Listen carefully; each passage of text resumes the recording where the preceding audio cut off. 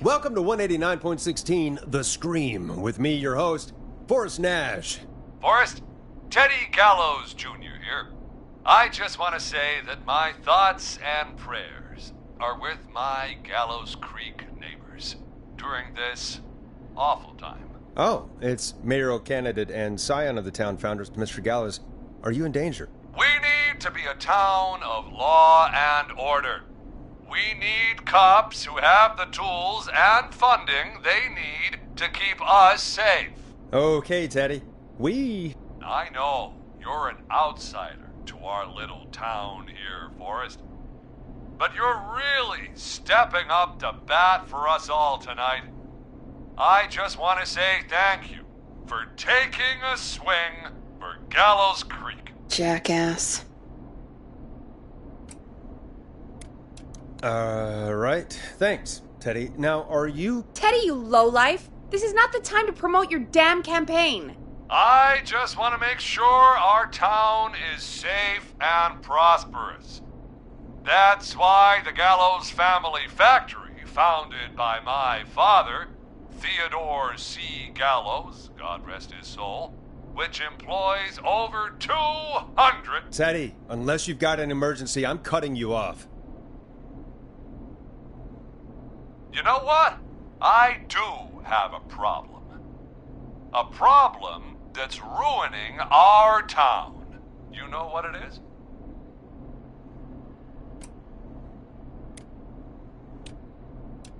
I didn't ask about a problem. I said emergency. The problem is that woman, our current mayor, Linda Cartwright. Oh, here we go. She just isn't one of us. Linda Cartwright is un-American, unstable, and... You're not better than anyone, Teddy. Just because you inherited half the town.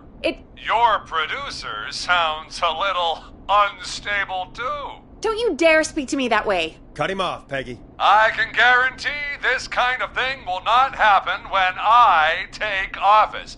The moral decay of... And that's enough of Teddy Gallows Jr. for one lifetime. I always feel disgusting after hearing him talk. Just play an ad, Forrest. I need a minute. We'll be right back after these messages.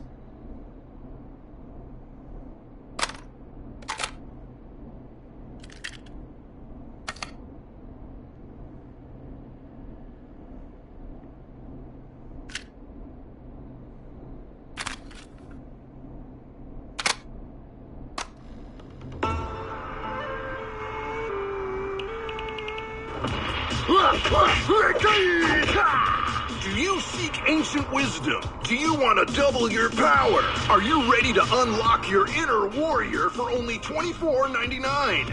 Then step into Master Robbie's deadly dojo of Kung Ra-Te and receive direct by video warrior instruction from me, Master Robbie. You will learn the 4 qualities of an ultimate conqueror. The power of the alligator, the discipline of the tarantula, the speed of the tuna, the poise of the scorpion, and the wisdom of the bullfrog. Using classified techniques, I'll unlock your inner chi after only 5 30-minute video sessions. Ultimate power and wisdom can be yours now for the low price of only $24.99. Just call 555-7861 USA to take your first step to becoming a champion.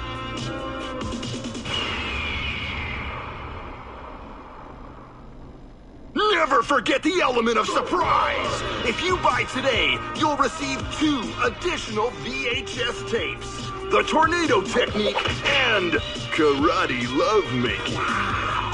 Call today! Caller on line 1.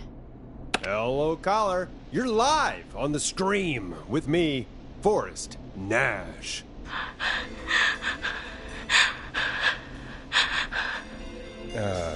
Hello, caller. Who is this? I need the police. I'm Forrest Nash. I'm standing in for 911 tonight. What's wrong? There's a guy hunting me and my friends. I think he's killed some of them already. That's him. He's just outside. I can see him from up here. God damn it. She's just a kid. Where are you? Are you somewhere safe? Oh my god, oh my god. Stay with me, kid. Focus. I can't do this. Yes, you can. Focus. Tell me, what's your name?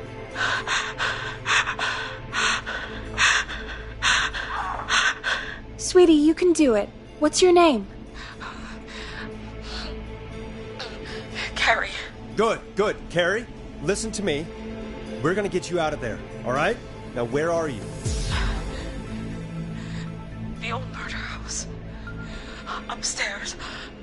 I'm at the end of a hall. There's a bathroom, a couple bedrooms, a closet. Oh, he's coming. Where should I go?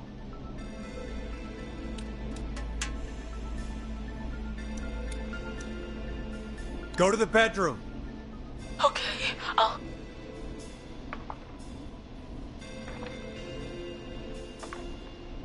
He's here. He's here. He's gonna kill me. Forrest, I don't think we can... Don't move!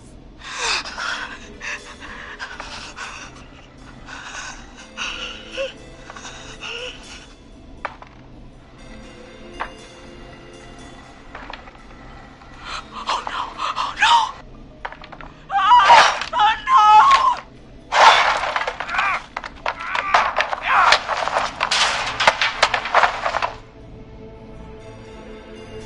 Forrest! You should have seen your face! What? What? What? Are you kidding me? Okay, what the hell is going on here? Oh, who's on the phone, Carrie? The cops? It's just a joke, jeez. Wait, isn't that... Jimmy, that wasn't funny, you sicko! Of course I called the cops, but some guy just answered instead. What guy? Forrest Nash. What the hell are you all doing? It's prank night, old man. We're just having fun. That's the kid! The kid who called in earlier pretending to be the whistling man. That's it. I'm out of here. Jimmy, everyone, it's really not safe to be out. Please, go home. And waste whistling night? No way. That little idiot. Whistling night? It's a stupid tradition. Especially stupid since that one kid died back in... Would you take off that stupid mask if it's hard to breathe? Who's under there anyway? Is that you, Seth? Idiot. Seth is right next to you. That's, wait. Oh no. Who are you? Oh no, man.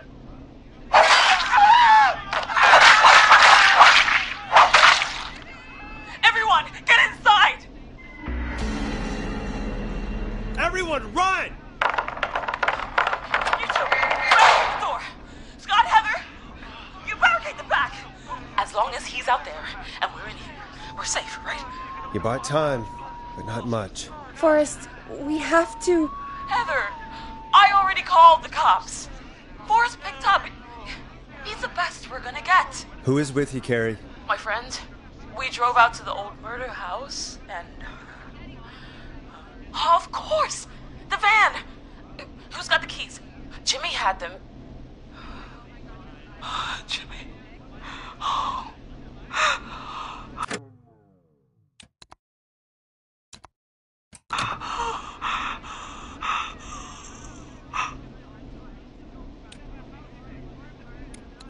Okay. It's gonna be okay, Carrie.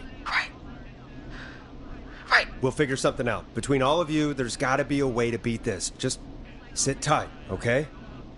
Heather, shut up. If we do that, we're gonna get killed. If only Jeannie were here. Jeannie? Jeannie McPherson? Our intern Jeannie? Yes. She's my best friend and the smartest one out of all of us. She stayed in tonight. Forrest, listen. We'll see what we can come up with, and, What? Scott, you're not any good at... And... No, Chad. Out of all of us, you're not the one to... Everything okay? No. We're figuring out a plan, but everyone's volunteering to do things they're just bad at. I think we can figure out what to do, but I don't think we can agree on who should do what. I think you'll have to be the tiebreaker, or else these idiots are gonna get us killed. But Shut up, you... Ugh. Forrest, I'll call you back. But I don't know anything about your friends. Ugh. These damn kids never learn. Are you okay? Ugh. They do this kind of thing every year, Forrest. People get hurt. All right, folks. We're gonna work out a way to save Carrie and her friends. This next one goes out to all the trapped kids out there. Peggy, you mentioned something about their friend working here? An intern? Yeah, Jeannie. Seems a nice enough girl, but a bit head in the clouds, you know? Not sure why we took on an intern. We really didn't have the office space for one. Poor thing got tucked away in a dark corner somewhere downstairs, I heard. All right, I'll go see if I can find her desk. Hopefully she has something we can use.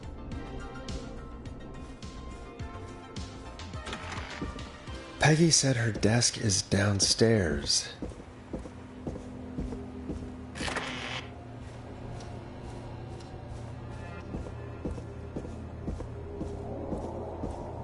Jeez, they really tucked Jeannie away.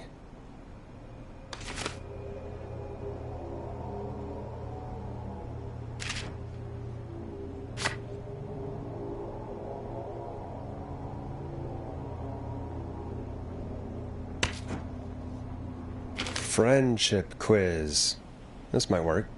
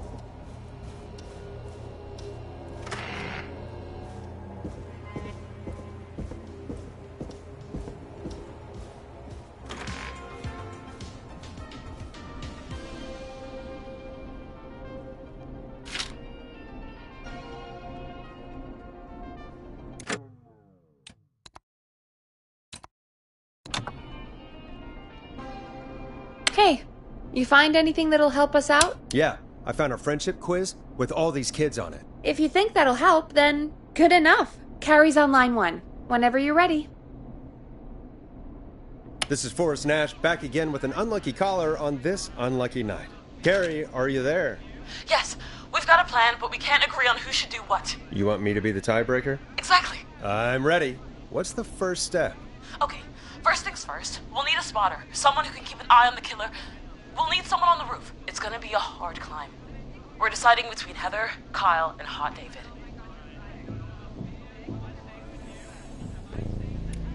Heather's got this. Yes, Heather, he picked you. Now please, stop talking about all your cheerleading trophies. Part 2. The Whistling Man padlocked the gate back to the road. Before we drive out of here, we need someone to pick the lock. Seth, Jennifer, and Scott all want to do it.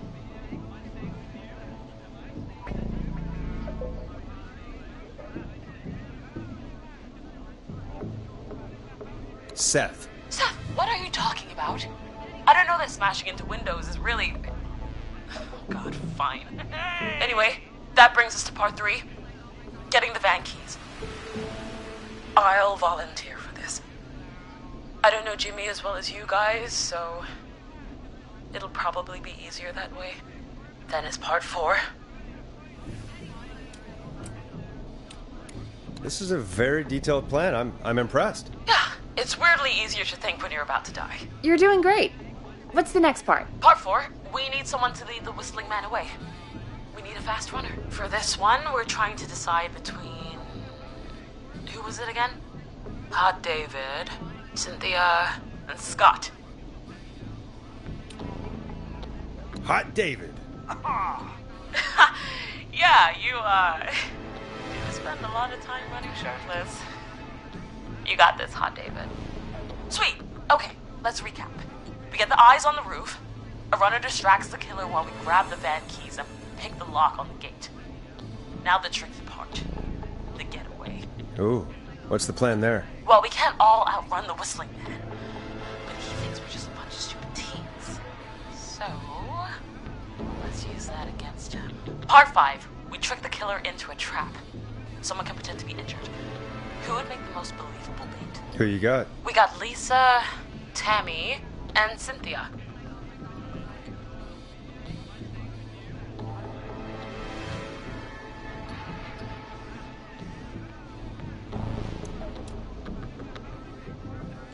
Tammy. Tammy, if you survive this, never do that British accent again. That should take care of the killer. And then it's time to get out of here. Finally, part 6. We need someone who can drive us through the woods and back to Gallows Creek alive. Who's our getaway driver? Should it be... who have we got? Chad, Scott, Cynthia, whatever. Forrest, you know what to do.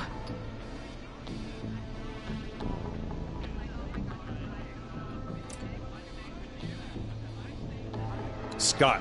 I know we all love watching American Skid. Yes, yeah. Just do what they did in the movie. Thanks, Forrest. We'll just take a few seconds for ourselves, and then it's go time. Sounds good. Talk to you in a sec. Good luck, Carrie. That actually sounded like a pretty good plan. Impressive as hell, right? Damn straight.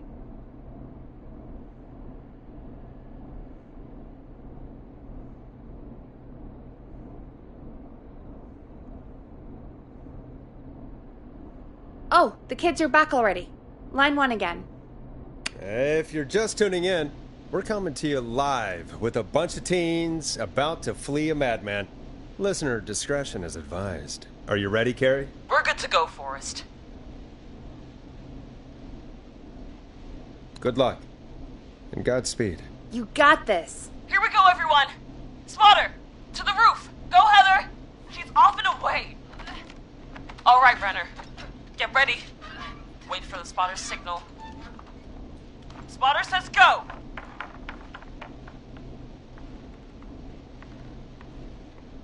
He took the bait. Lockpicker, go. I'll get the keys off Jimmy.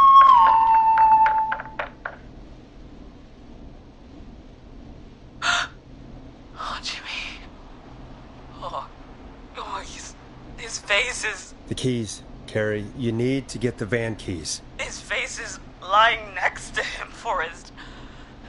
He got cut. Oh, God. Focus. Breathe. Right. The van keys. Got him! And Hot David should be back any second. Lockpicker's still working.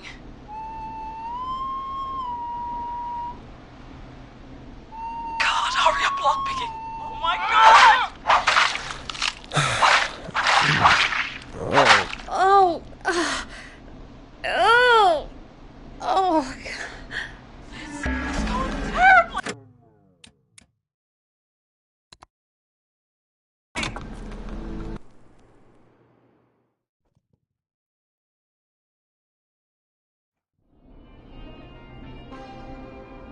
Hey, you find anything that'll help us out? Yeah, I found a friendship quiz with all these kids on it. If you think that'll help, then good enough. Carrie's on line 1. Whenever you're ready. Okay, Forrest, shut the music off. This is Forrest Nash back again with an unlucky caller on this unlucky night. Carrie, are you there? Yes, we've got a plan, but we can't agree on who should do what. You want me to be the tiebreaker? Exactly. I'm ready. What's the first step? Okay, first things first. We'll need a spotter, someone who can keep an eye on the killer. We'll need someone on the roof. It's gonna be a hard climb. We're deciding between Heather, Kyle, and Hot David. Heather's got this. Yes, Heather, he picked you. Now please, stop talking about all your cheerleading trophies. Part 2. The Whistling Man padlocked the gate back to the road. Before we drive out of here, we need someone to pick the lock. Seth, Jennifer, and Scott all want to do it. Jennifer. Jesus, Jennifer, you carry a bump key? Why didn't you say so earlier? Anyway, that brings us to part 3. Getting the van keys. I'll volunteer for this. I don't know Jimmy as well as you guys, so it'll probably be easier that way. Then is part 4. This is a very detailed plan. I'm impressed. Yeah, it's weirdly easier to think when you're about to die. You're doing great. What's the next part? Part 4, we need someone to lead the Whistling Man away. We need a fast runner. For this one, we're trying to decide between... Who was it again? Hot David, Cynthia, and Scott. Hot David. Yeah, you spend a lot of time running shirtless. You got this, Hot David. Sweet. Okay, let's recap. We get the eyes on the roof. A runner distracts the killer while we grab the van keys and pick the lock on the gate. Now the tricky part. The getaway. Ooh, what's the plan there? Well, we can't all outrun the Whistling Man. But he thinks we're just a bunch of stupid teens. So, let's use that against him. Part 5. We trick the killer into a trap. Someone can pretend to be injured. Who would make the most believable lead? Who you got? We got Lisa, Tammy, and Cynthia. Lisa. Whoa. You're right, Lisa. Having to smile at rude customers is perfect practice. That should take care of the killer. And then it's time to get out of here. Finally, part 6. We need someone who can drive us through the woods and back to Gallows Creek alive. Who's our getaway driver? Should it be... Who have we got? Chad, Scott, Cynthia, whatever. Forrest, you know what to do. Scott. I know we all love watching American Skid. Yes, Yeah, just do what they did in the movie. Thanks, Forrest. We'll just take a few seconds for ourselves, and then it's go time. Sounds good. Talk to you in a sec. Good luck, Carrie. That actually sounded like a pretty good plan. Impressive as hell, right? Damn straight.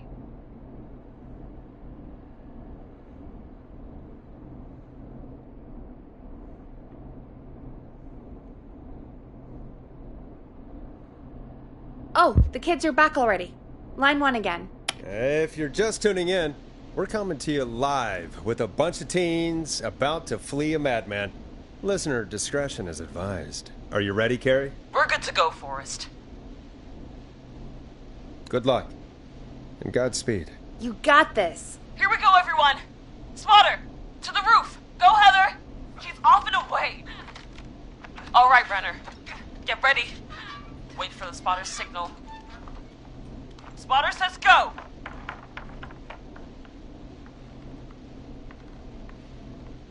He took the bait. Lockpicker, go. I'll get the keys off Jimmy.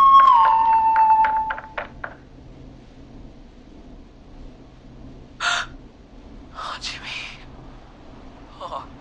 Oh, his face is... The keys, Carrie. You need to get the van keys. His face is lying next to him, Forrest. He got cut. Oh, God. Focus. Breathe. Right. The van keys. Got him. It's up. Jennifer got the gate unlocked. And Hot David should be back any second. Perfect. It's working. I can't believe it's actually working. You're doing great. Focus. You got this. We got this. Next step, trap the killer. All right. Wait. Get into position. Everybody else, hide.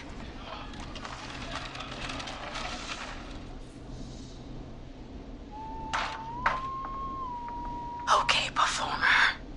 Now, act like your life depends on it. Oh. There he is. He's buying it. Got it. Now! Push the bookshelf over!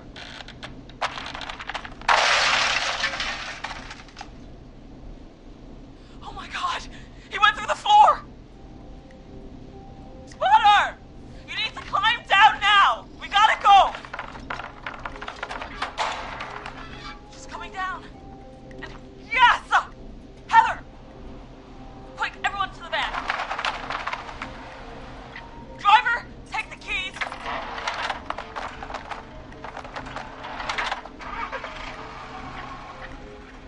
The damn gate swung shut.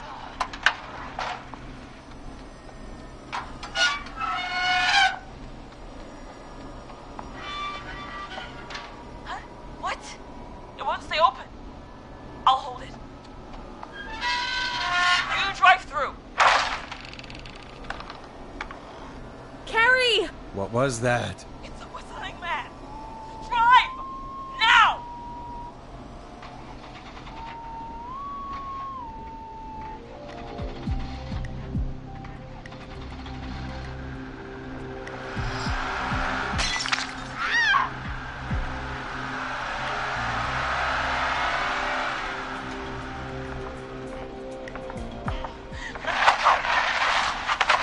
Let me go! Just go! Just drive! Oh my God. Please, no! No!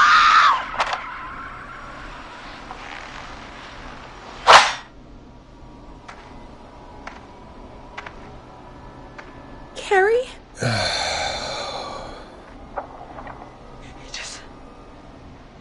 He just stared at me. Carrie! Carrie? Just stared at me. And walked into the woods. I don't understand. Thank God you're okay. Can you get somewhere safe? I can make it home. Thank you both for helping. If you hadn't, It was your plan, Carrie, and it was a great plan.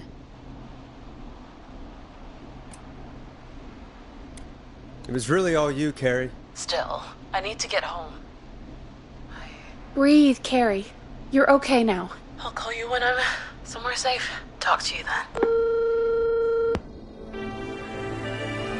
Folks, that was a lot.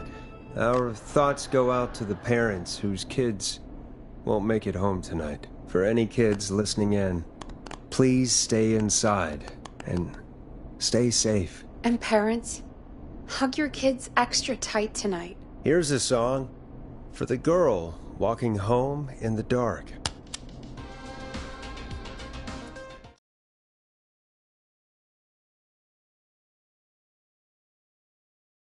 Hey, we had a call come in.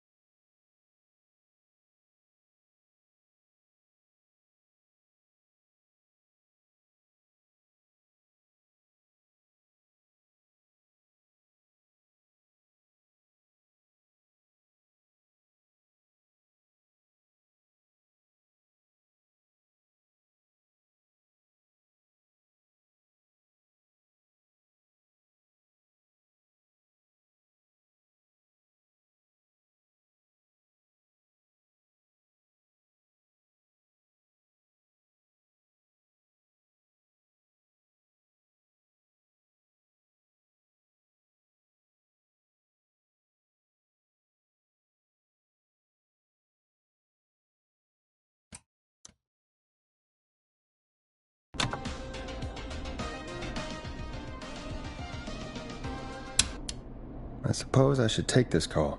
Forrest Nash here. Listeners, we've got another caller live on 189.16, The Scream. What's on your mind, caller? Hey, Forrest. I just wanted to phone in and say that I think I speak for everyone when I say that you're providing a real service for Gallows Creek tonight. It's cool what you're doing, man. Well, I'm just doing my job, friend. Anyway, tell me about yourself. What's your name? Are you keeping safe tonight? Yeah, man, I'm good, thanks. I'm at my roller rink, trying to get everything ready for the Harvest Festival tomorrow. I had a guy from Starling Security here earlier installing the Starling 4000 system, so I'm a little behind. As for my name, my friends call me Roller Ricky, and I now consider you a friend, my man. We're friends now, huh? Well, that's kind of you to say. Thanks. Yeah, man. Sounds like roller skating is more than just a job to you. So is this vocational? I wasn't always Roller Ricky. Once upon a time, believe it or not, I used to go by just Ricky. Yeah, back then, things were pretty rough. I used to roll with a bad crowd. Not all bad, but there was this one guy. Anyway, some bad stuff went down.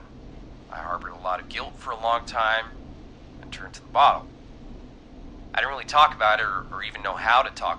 It's just how it was. That bottle took the best years of my life. Or so I thought. It's never too late, Roller Ricky. How did you turn things around? I joined a support group. I opened up about my problems, and sharing that burden just took so much weight off. It's a long story from there, but I found roller disco. I learned how to have fun again, cutting loose and making shapes. Now whenever I get down, I get down. I'm finally free from it all, man. It's important just to talk to somebody. That's the first step. Ain't that right, Max? Aw, hello, Max. Welcome to the show, Max. Max is my emotional support dog. He's a rescue dog, but I always say he's the one that rescued me. He's the best dog a guy could ask for. Of course, the first thing I did was teach him how to skate. He's better than me now, a real pro. Max can skate? Yeah, man. At first they said it couldn't be done, and then they said it shouldn't be done. But Maxie loves the rink, man. Is that another train, Maxie? Maxie loves trains, man. He's even got that special how to greet them. It sounds like you two make a great pair. Maxie appreciates all the positivity you're throwing out, my man. You know, I'm actually hosting free skating lessons tomorrow at the festival. I think it's a great opportunity to give back to the community. Man, all this talk of skating's got me itching for a boogie.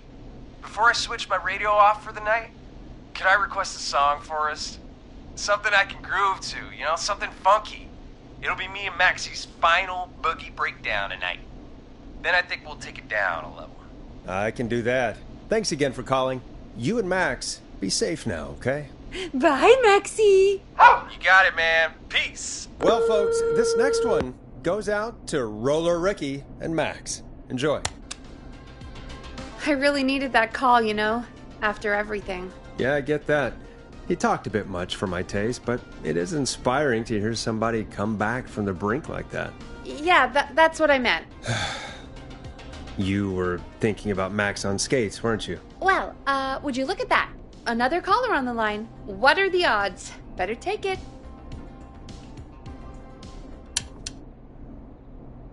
Welcome back to 189.16, The Scream. This is Forrest Nash. How are you tonight, caller? I'm doing okay. I made it home safe. Gary! Hey, I just wanted to thank you for doing what you could earlier.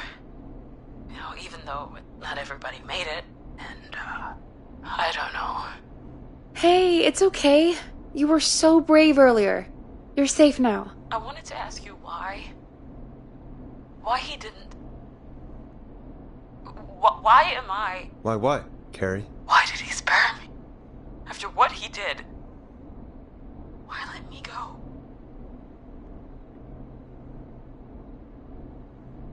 Maybe he didn't kill you because he saw you as a victim. Maybe. But why would that stop him from killing me too? After everything he did to... These stupid hazing nights have to stop. Carrie, you did so well tonight. Stay safe and rest. Help is coming to Gallows Creek. We just need to hold on. Thanks, Peggy. Hey, Forrest? Could I request a song? Of course, Carrie. What song? Any song by Blast Processor. And thank you. This next one goes out to Carrie.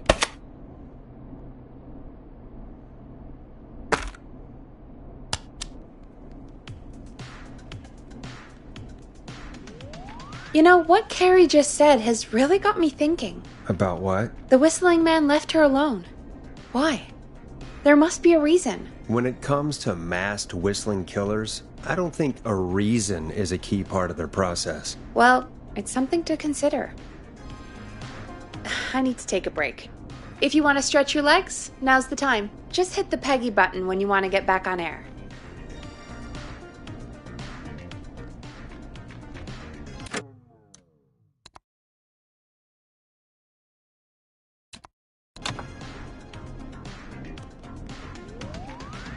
Let's get going, Peggy.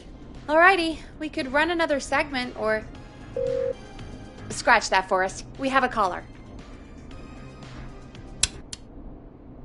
You're through to 189.16, The Scream. What's your emergency? Hello again, Forrest. Oh, that call with the teens was awful, those poor kids. Still, I'm glad the girl didn't get hurt. Thanks for your concern. Are you in trouble? What's on your mind? I wanted to ask you again to play my song, Forrest. You said you were going to play it, but you didn't. Your name was Dawn, right? What, Peggy? Yes. Oh, well remembered. My name is Dawn, and I wanted to ask you again to play my tune, Forrest. Long Ride Home? You know, the one that Peggy said she threw outside the window?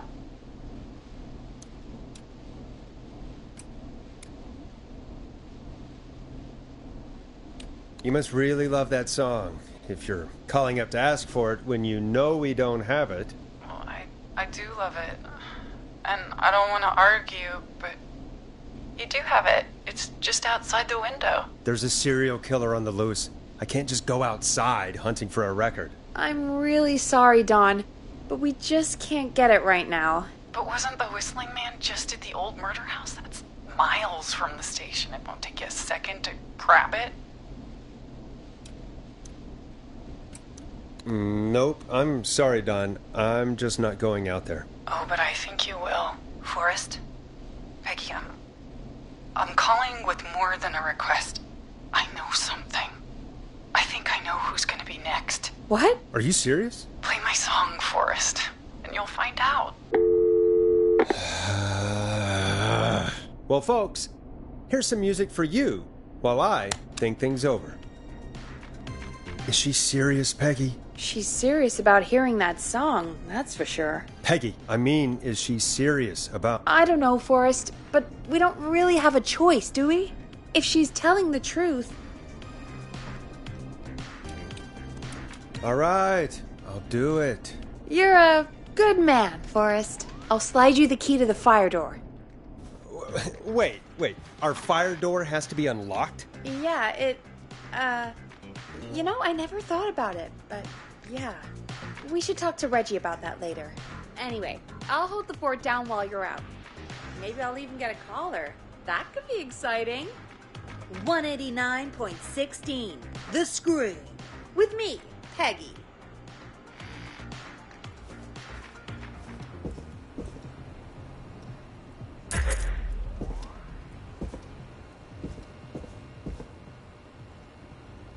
Locked tight.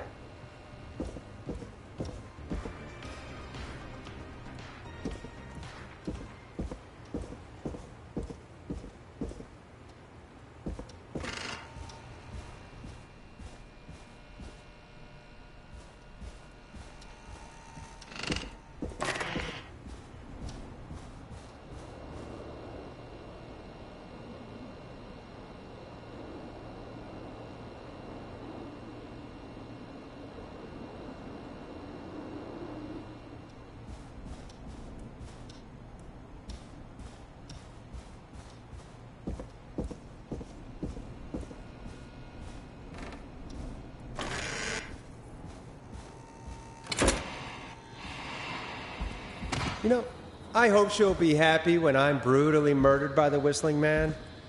Out here, in the open, alone.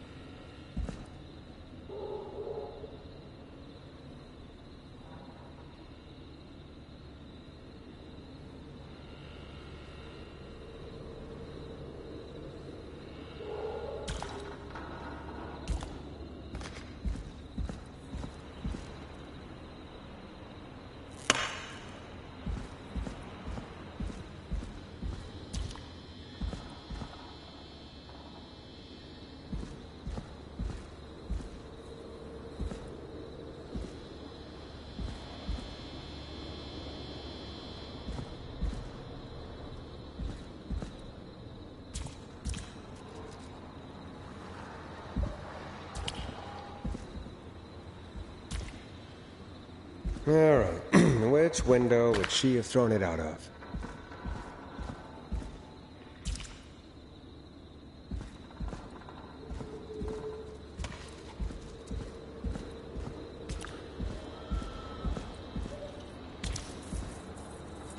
Here it is. Long Ride Home.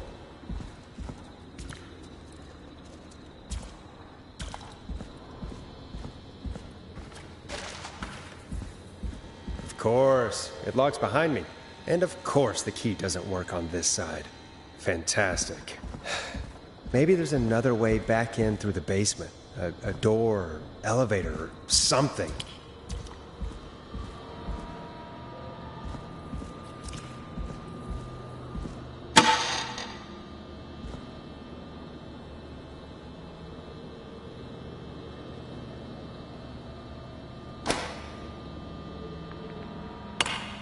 Looks like I'm gonna have to hunt around for some new fuses.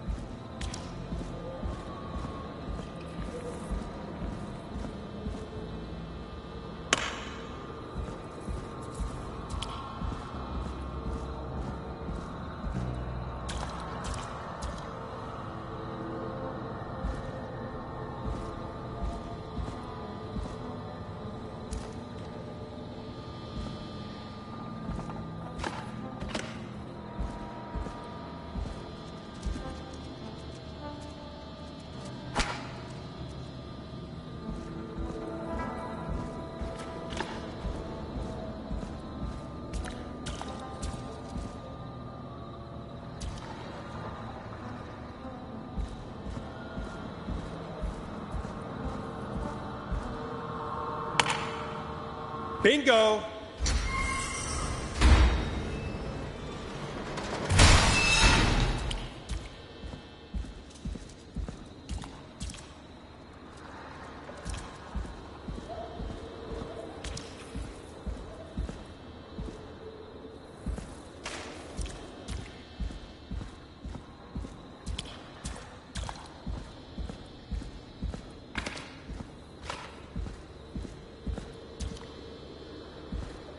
I could probably survive that fall.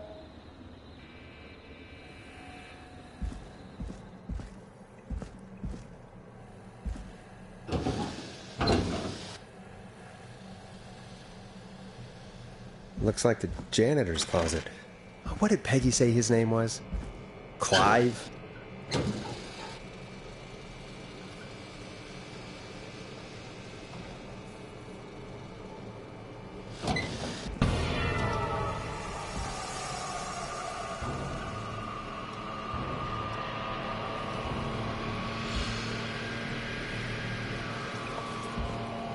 What the hell? Peggy is not gonna believe this.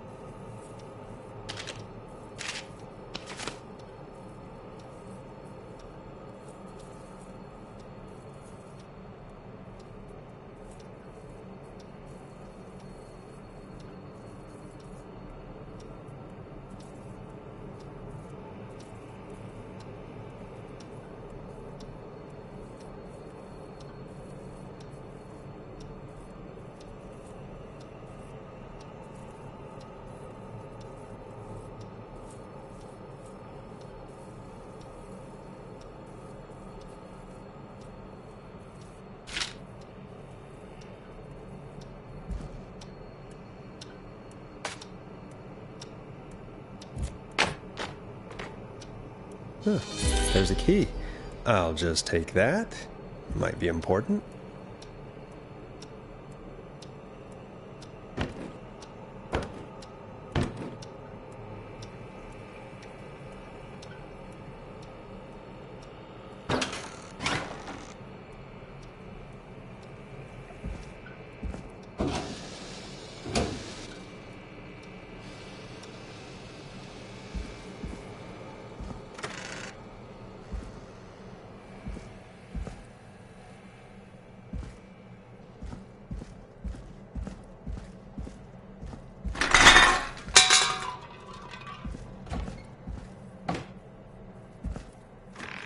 I wonder how the show's going.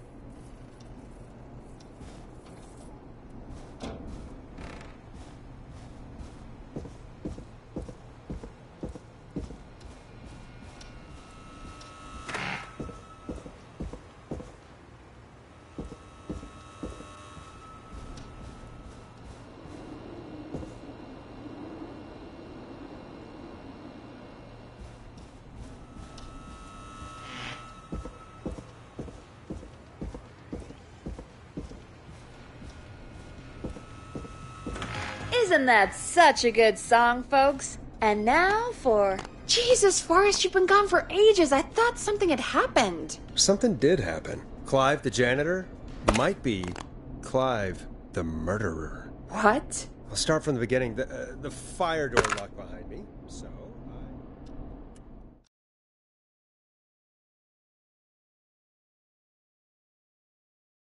Why did you heave that thing all the way up here? Because the basement's creepy as hell, and I don't like standing around down there. Fair. Alright, let's run through this again. We have a creepy board you found in a creepy basement, made by our creepy janitor, who you think is the creepy whistling man. Yep. And on the creepy board are the names Chuck Brody, Kim Walker, Rebecca Allen, and Aunt Williams. Correct. And you think one of these people will be the whistling man's, Clive's, next target. That's right. And we've got to find them. You said there are 4 locations listed there too? The hospital, the power station, the gas station, and the trailer park. Clive must think the target is at one of those locations. Forrest, you're gonna have to figure out if any of the potential targets are at one of these locations tonight. Hit the button if you need any help.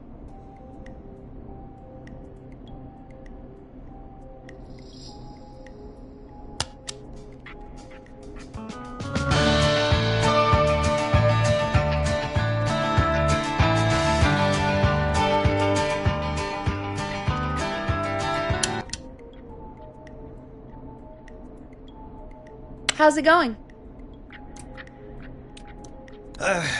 It's not going well. I could use some help. Okay, let's review the basics. We need to work out who the next target is. There's 4 locations, right? And 4 people. We need to figure out if anyone is at any of the 4 locations tonight. And if they are, we can call them and warn them. There must be some connections between the notes. That makes sense. Great. Need any more help?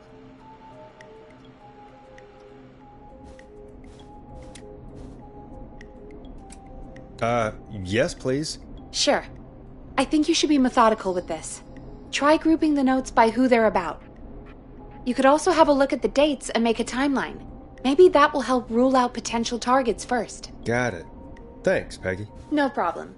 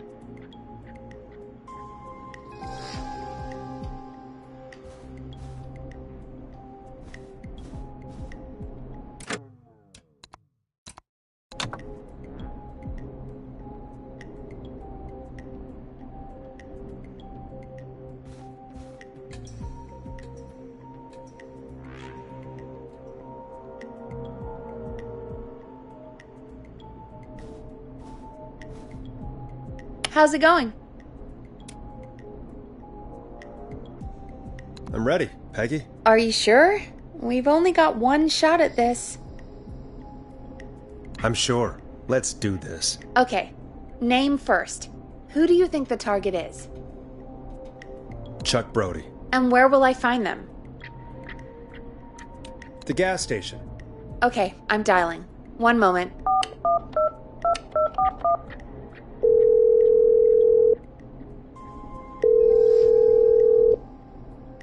Hello? Chuck Brody! Listen, I know this sounds crazy, but we have reason to believe the Whistling Man is coming for you. You need to get yourself and everyone else out right now. The Whistling Man? Who the hell are you? Who is this? This is Forrest Nash. Listen, the Whistling Man's pack. We found a list with your name on it, and... Oh, God. It's today. The year I finally let myself forget. It's today. What happened today? Today.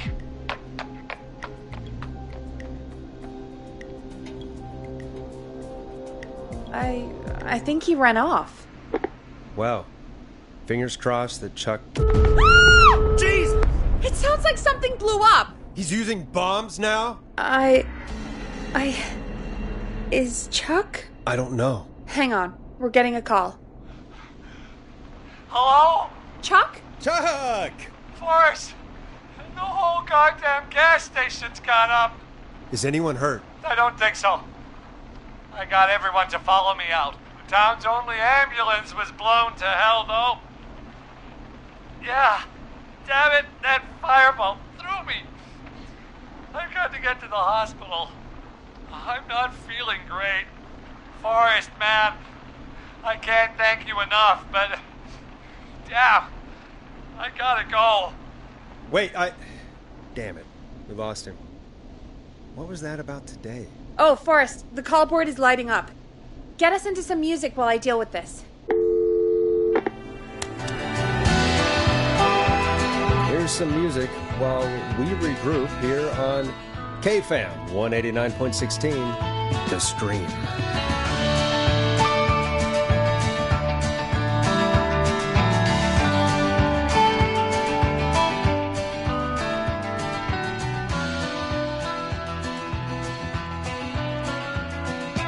Gotta be more in the basement to show us who Clive is targeting. And if that's the case, we can get ahead of him. Stop the killings before they can happen. Forrest, we need to go back down. By we, you mean me, right? Yep. Like I said, I need to handle all these calls. Maybe start with that creepy mannequin room you mentioned before. I still have a lot of questions about those, by the way. Me too.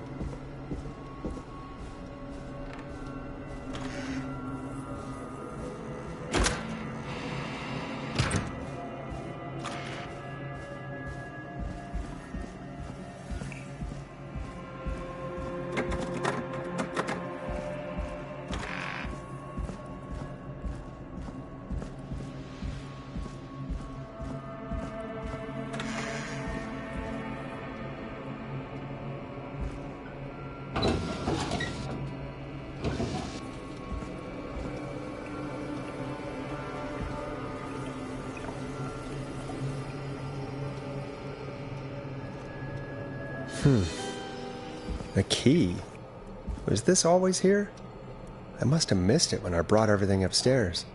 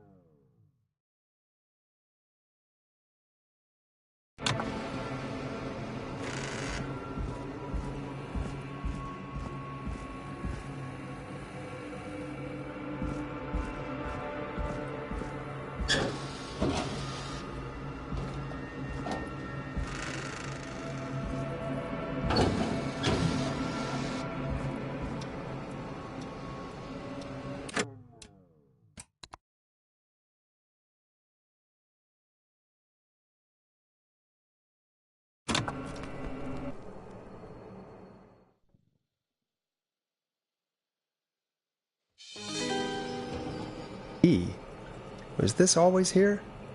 I must have missed it when I brought everything upstairs.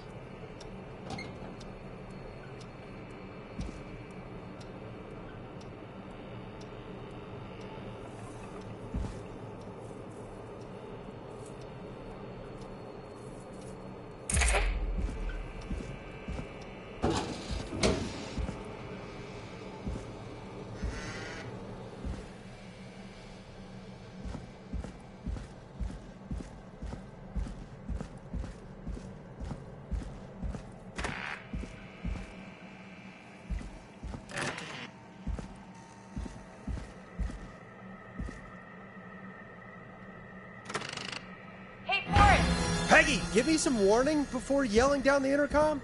Sorry. Buzz the intercom when you find something and want to discuss it.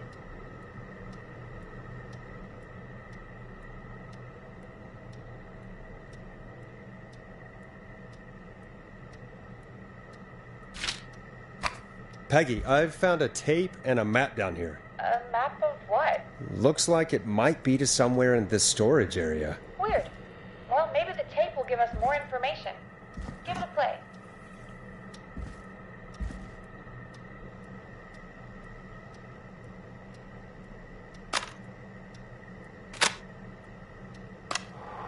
George Barrow, 1968.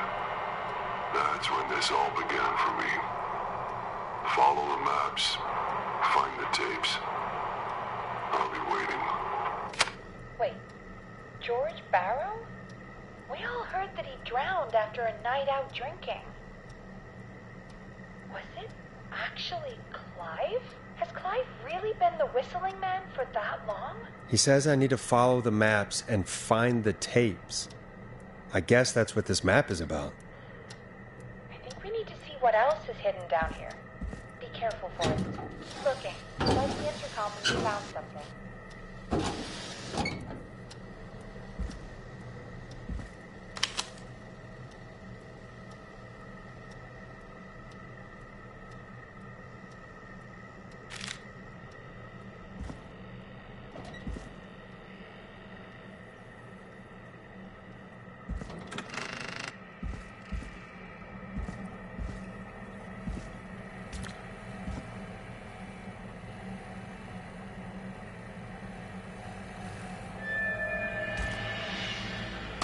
Time of autopsy is 7 a.m. Cause of death is asphyxiation from drowning. The degree of rigor mortis indicates that the subject has been deceased for 5 hours. That puts the time of death...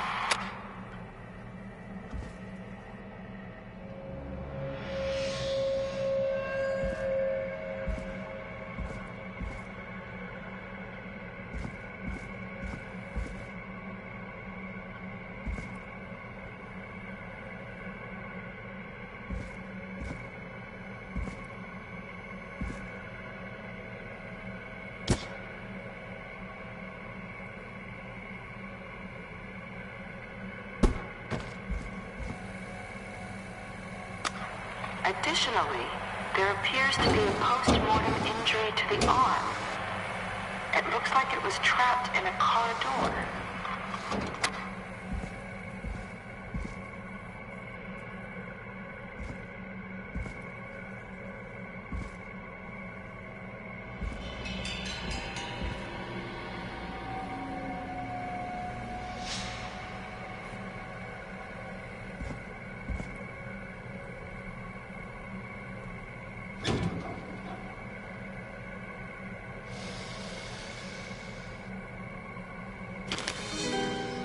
Now this has to be important.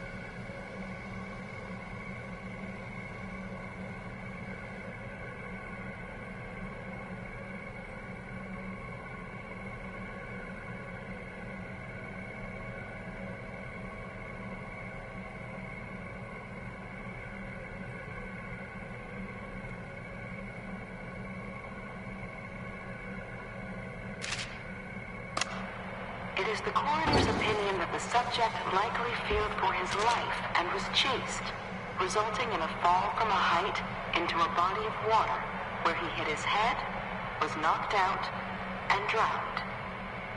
Following that, he was moved. Dr. Sullivan, we need to have a talk. Is that recorded?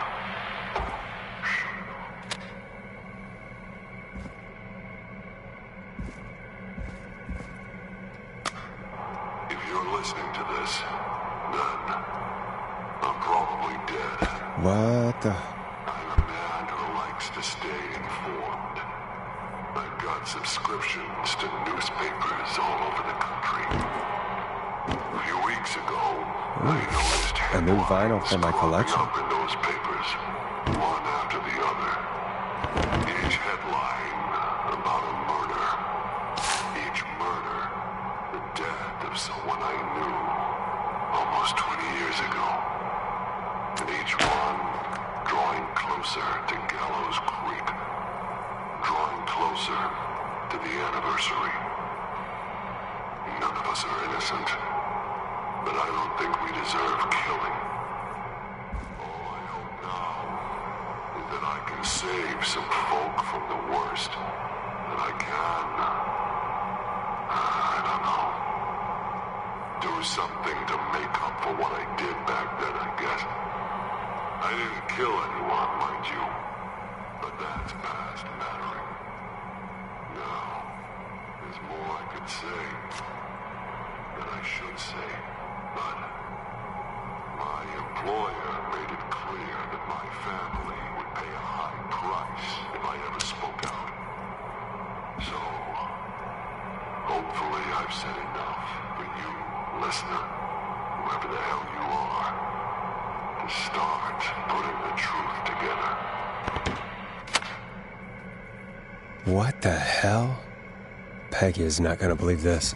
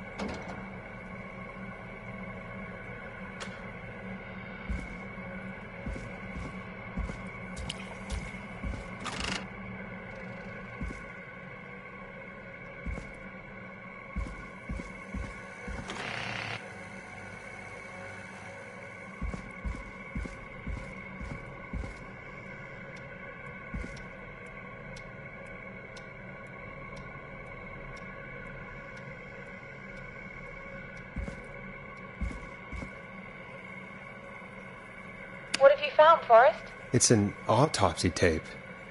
Doesn't say for who, but I think it must be for George. Poor George. He was so young. Something's bugging me, Peggy. What do you mean?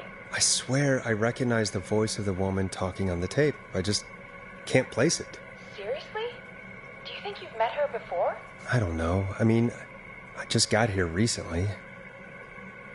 I don't know. I found a tape that introduces a new detail to the story. Post-mortem injury. Apparently, his arm got caught in a car door. A car door? Yeah, after he died. How do you suppose they can tell? How can they tell? I'm a radio producer, not a coroner. The coroner came to the conclusion that George was running from something, likely terrified. Maybe an animal? Maybe, but then there's this next bit, where the coroner thinks he was moved post-death. Moved the body? How weird. At the end of the tape, someone burst in and demanded the doctor, Dr. Sullivan, to stop recording. Dr. Sullivan? Wait, Virginia Sullivan? She was our caller from earlier. Well, then our caller was involved in a conspiracy around this boy's death. We need to call her back once we finish down here. It looks like she might know something about what's going on. I found a written autopsy report. What does it say? According to that, it's just like you said at the start. George drowned after getting drunk. Said he liked to fight, too. The drinking and drowning matches with what I heard, but... There's also a note scrawled onto the report. I'm sorry I made you do this, Virginia. If it was on the autopsy report, then Virginia must be our coroner. Wait, the caller from earlier, when we had to call the takeout restaurants, wasn't her name Virginia? I think I found Clive's last recording. I think Clive might be gone. Gone? I found a confession. Not for any killings, but for playing a part in covering up George's death. He left this behind in case he died. He hoped someone would find it. Do you think the Whistling Man already got him? Possibly. We've had a lot of callers tonight, but maybe not every victim made it to the phone, you know? We don't know how many there really are. Christ, Forrest, that's dark. I know, but Clive said he had read about other murders in other towns, and that the murders were all folks who knew about the incident. And the killings were getting closer to Gallows Creek. He said he wanted to do something good for once. The board in his office. He wasn't tracking people down to kill them. He was tracking them down to save them. Ugh, why didn't he just come out with all of this? He said his employer threatened his family if he spoke out about any of it. His employer? The one who orchestrated the cover-up? Oh, Clive. I'm sorry for thinking you'd killed all those people. Do you think you found everything, Forrest? I think there's gotta be more down here. I need to find all the tapes. You think so? How much did Clive hide down there? Well, if there are more tapes, then there must be more maps to follow, right? That seems to be the case. All right, then. Buzz the intercom when you find something and want to discuss it.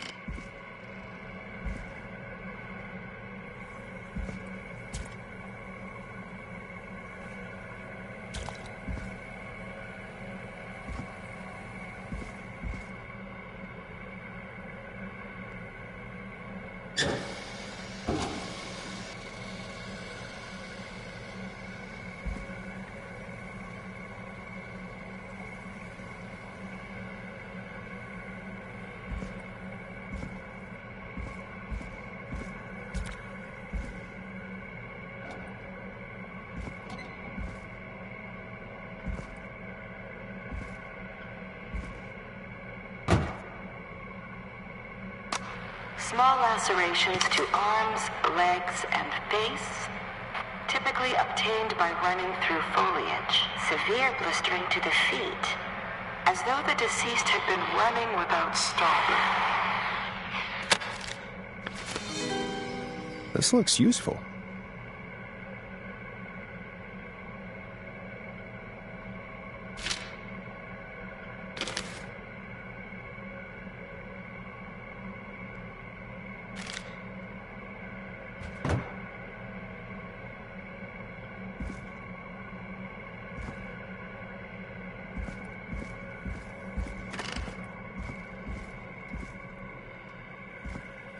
What have you found, Forrest? Found another tape. It talks more about how George died. What did it say? It sounds like he was running for his life. Sprinting through trees and bushes, getting cut up all over. What would drive someone to do that? I'm not sure yet. I found a police report. Mentions a friend from earlier. Sandra Sharp. Sandra. The jazz runner? That's right. She found George's body washed up at the reservoir. The reservoir? Yeah? What's strange about that? George got cuts from running through foliage, right? But there's no forest around there. Also, how did it wash up at the reservoir? What do you mean? Reservoirs don't have tides. But that's what the police report said. It's not possible, though. I did a school project on reservoirs and got an A. But, yeah, not important right now. The important thing is that it doesn't make sense. What are you suggesting, then? That the body was originally found somewhere other than what the report suggests? That the sheriff tried to cover it up, but accidentally let something slip? Something like that. I think. Well, Sheriff Matthews wrote the report. If he hadn't been eviscerated, we could have asked him. True. But Sandra is still alive. Once we're done down here, we should give her a call. Do you think you found everything, Forrest? I think there's gotta be more down here. I need to find all the tapes. You think so? How much did Clive hide down there? Well, if there are more tapes, then there must be more maps to follow, right? That seems to be the case. All right, then. Buzz the intercom when you find something and want to discuss it.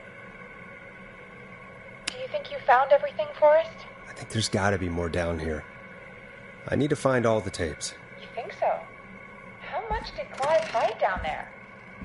Well, if there are more tapes, then there must be more maps to follow, right? That seems to be the case. All right, then. Buzz the intercom when you find something and want to discuss it.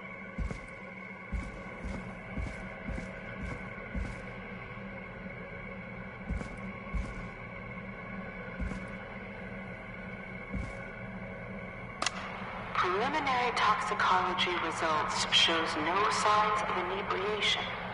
However, a high amount of cortisol was found, indicating elevated levels of stress in the immediate moments before death.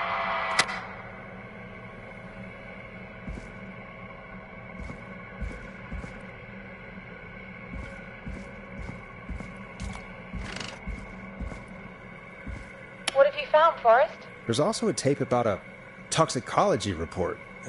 There were no signs of drinking or that he was on anything. What? But everyone said he went swimming drunk and drowned. It was in the newspaper and everything. I know. The written report says he was drunk, but... I don't understand. So the official report lied about how he died? The report lied because someone wanted a closed case. Because they didn't want anyone to look into his death. Do you think you found everything? I think so. Forrest, what's going on here? Someone wanted that boy's death to seem like an accident. And they hired Clive to make it look that way. Come back upstairs when you're ready. We need to figure out our next step.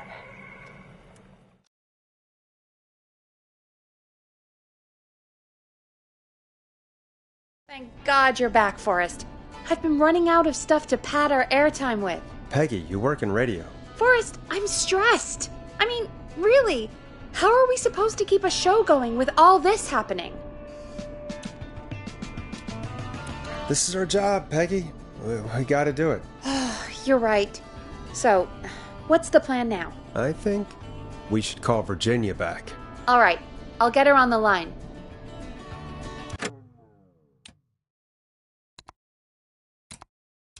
Time to turn the music off. Hello again, Gallows Creek. This is Forrest Nash. We're circling closer to the truth behind tonight's events.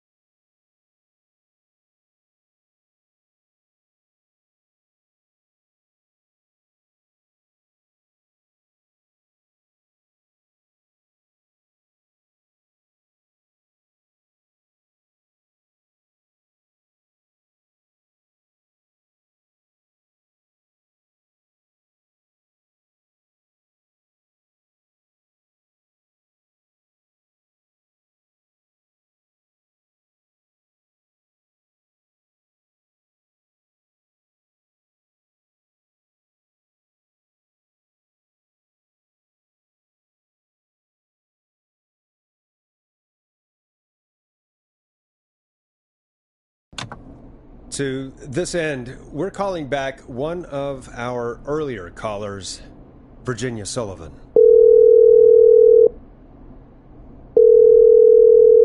Fredman Plunker here?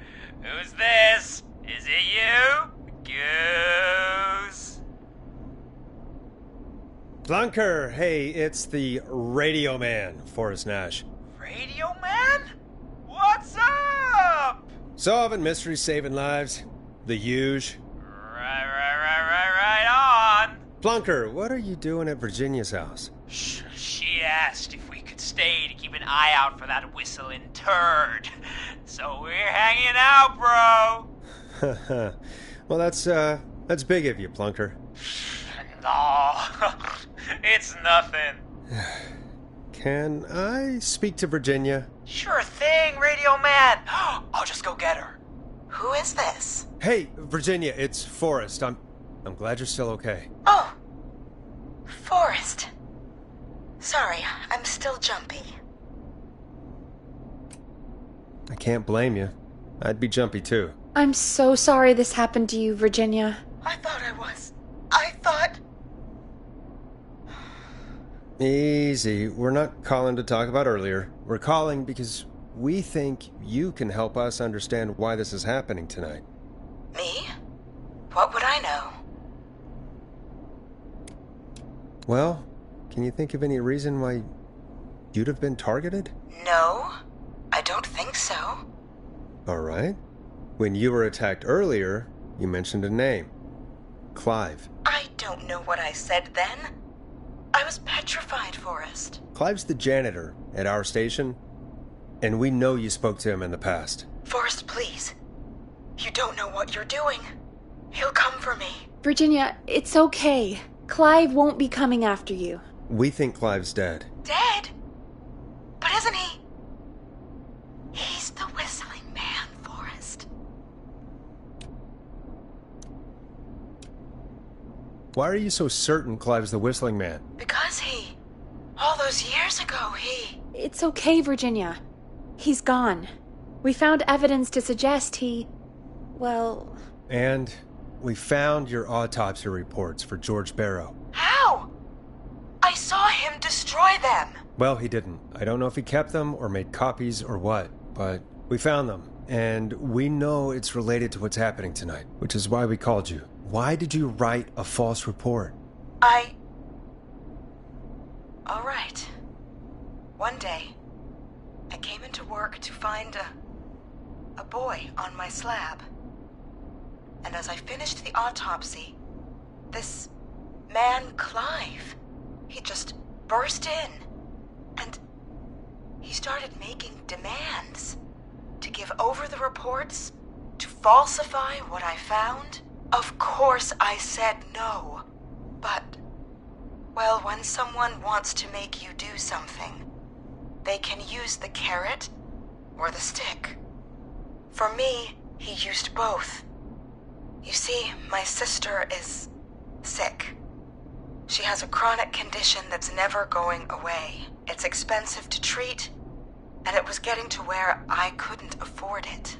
And Clive promised me that his employer would pay for my sister's treatment if I did what he said, and that if I ever spoke about this, he'd beat me to within an inch of my life. I don't know why he had me do it, but my sister needed me. You have to understand. She needed me. We understand. Thank you, Virginia. That was brave. God, I just want this nightmare to end. This will help end it, Virginia. Thank you. Stay safe, Virginia.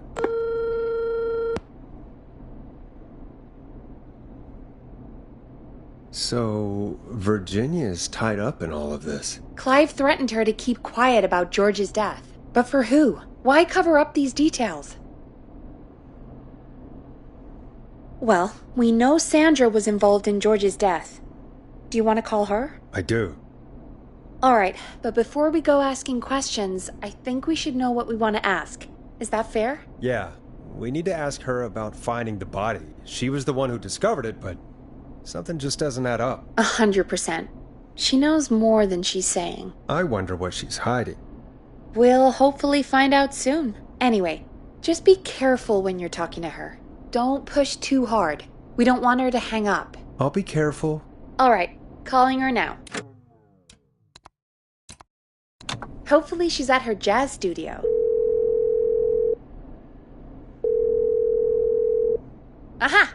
Forrest, you're through. Hello, this is Sandra at Jazz Pizzazz Jazz Studio. Who is this? Hello again, Sandra! It's Forrest Nash of 189.16, The Stream.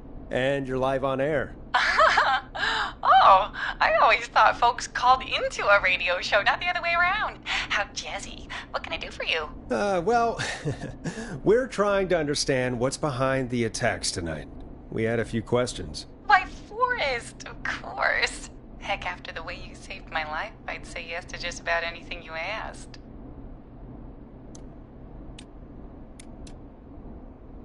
Do you know why the Whistling Man might have targeted you? Ha!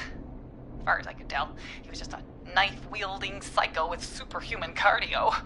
He'd have chased after anybody. Right. Well, we think he might be chasing specific people. People who know about the death of a boy named George. Oh, I don't know anything about that. Sorry.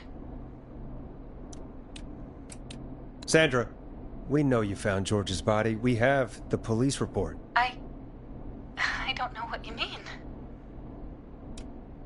It's okay, Sandra. We know. You do? You know about? Yes. Of course. This studio is my life. After I found the body in the river, I couldn't lose my studio. Do you understand? Sure. I understand. When the rent just kept going up, he said he'd stop if I just needed to keep quiet. And everything would be okay. Sandra? Who was he? He said if I told everyone I found the kid in the reservoir instead of the river, I'm sorry. I can't do this. And she's gone. I don't think that could have got...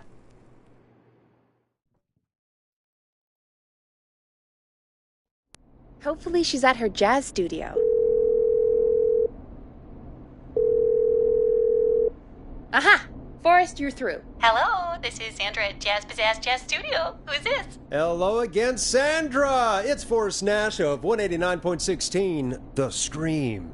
And you're live on air. Oh, I always thought folks called into a radio show, not the other way around. How jazzy. What can I do for you? Well, we're trying to understand what's behind the attacks tonight.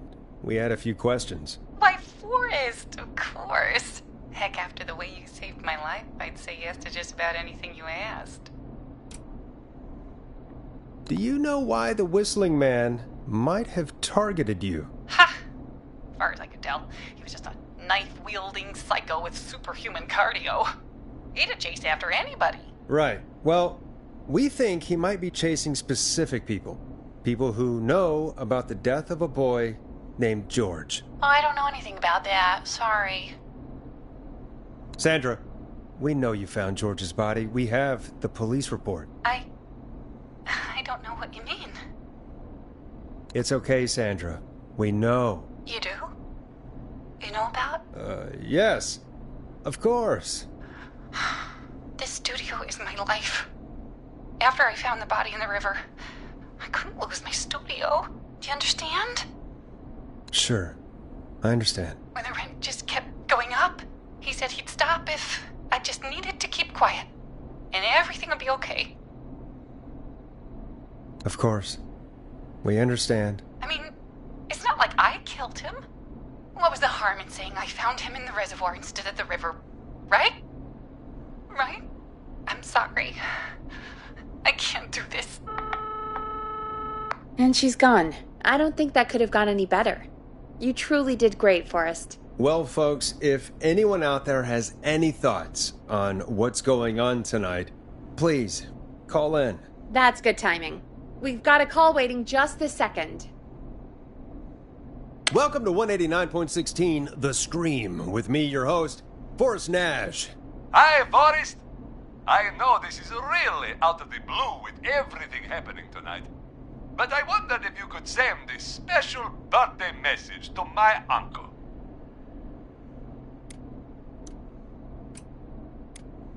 You know what? I'd welcome a change of pace. I'd be glad to. Thank you, Forrest. He's my Uncle Ronnie.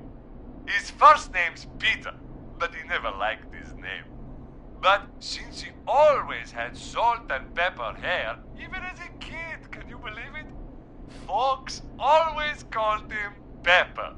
Thanks for the history lesson. Is there anything besides happy birthday you would like to say to Mr. Pepper? Oh my god damn it! Yes! Tell him he can get the best birthday deals and party packages here at Putney's Pizza. Starting at You son of a bitch! Stop calling us! Sorry, Forrest.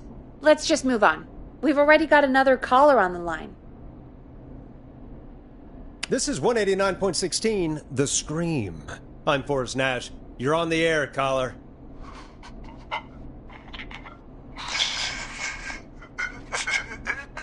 Caller.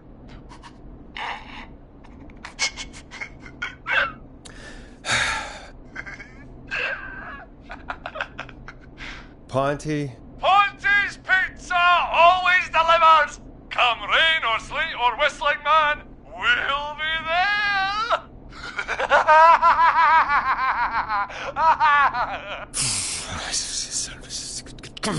Forrest? Forrest? Are you okay? Forrest? I hope the whistling man gets in with his own pizza slicer. Jesus, Forrest? Sorry. That was too much. It's okay. It's been a high-stress night. Don't worry about him anymore, okay? Not for tonight, anyway. I think he's spent for now. We've got another call, whenever you're ready. Folks, don't spend your money at Ponty's Pizza. That's all I'm gonna say about that. Moving along, I'd like to welcome another caller to 189.16 The Scream, with me, Forrest Nash. Who, may I say, is calling? Well, hello again, Forrest. Dawn, we played your song, Long Ride Home. Did you hear it? Can you tell us? Never mind that now. First, I'm calling because I need your help. Are you in danger? I sure am. Do you mean... Yes, he's after me now. You? I think so. He must have heard me on the radio helping you. Helping? You didn't exactly help. Maybe I've been helping more than you know. I was out following a lead, trying to work out who would be next, after Chuck. And what happened? And I started to feel like I was being followed. I came back to my apartment building, but this newfangled security system has me locked out. I need you to help me get inside. Can a neighbor let you in? I only moved in last week. I don't know anybody yet. There's not even a buzzer here, only the keypad for the entry code. I need that code to get inside. Which apartment block do you live in? Maybe one of our listeners lives there too. It's the New Woodside apartment building between the town hall and the trailer park, but I doubt any of your listeners live there. I don't have many neighbors. Sounds like a prime piece of real estate. The sound really carries at night. Shit.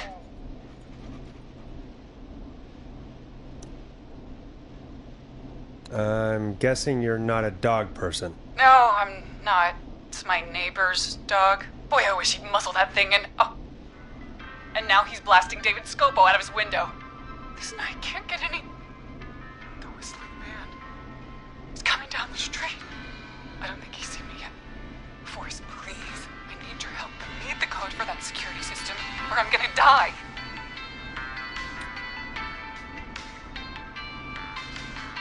What's the name of the security system?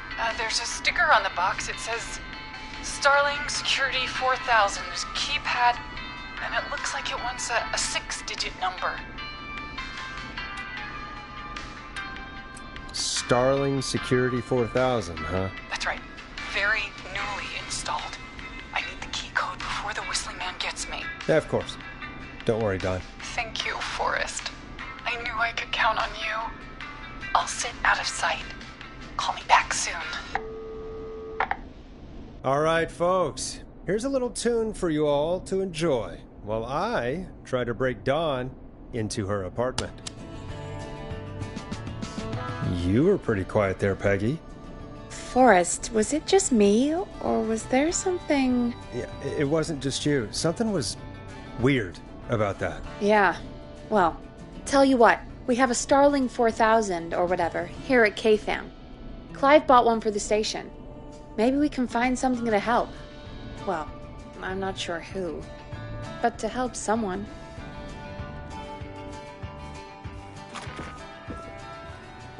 Okay, so she's locked out of the Woodside Apartments, and somewhere, Clive probably has the papers for the Starling 4000.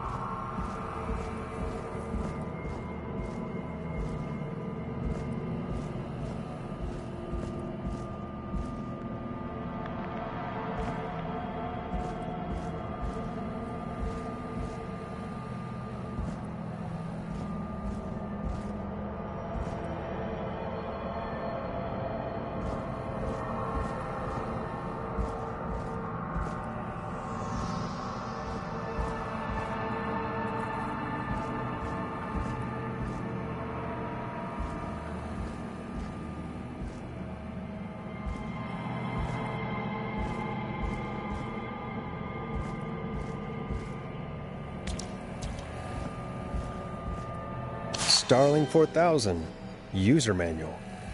Ah, these codes should come in handy.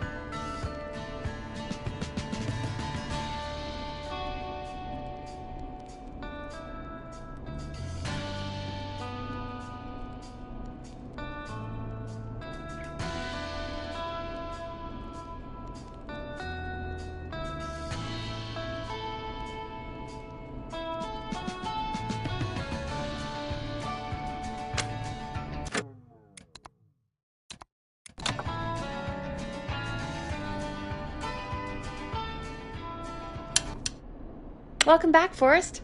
Find anything? The Starling 4000 security manual. It's got a bunch of codes. Good. And did you find anything else? Nothing, except the manual. All right. Well, I'll get Dom back on the line then, Forrest. I'll let you take it from here. Thanks, Peggy. Line 1, whenever you're ready. Don, are you there? This is Forrest Nash from 189.16, The Scream. Oh, thank God you're back. I've been so afraid. What's the code to the gate?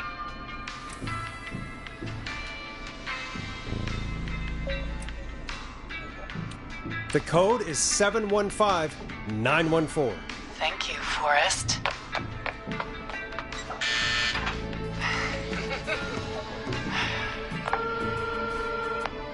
Forrest, what did we do? Whoops. Maybe that wasn't. Forrest, there's another call coming in. Evening, caller. You're live on... Forrest! The psycho's somewhere in the roller rink, dude. I just saw a shadow. And... Goddamn, how do you even get in?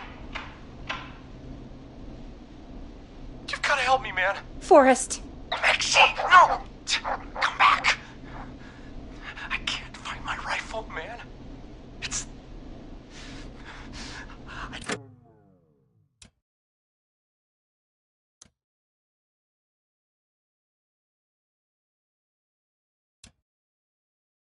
don't want to hurt anybody, but I can't let anything happen to... Maxie! Maxie! Maxie! You didn't do anything wrong!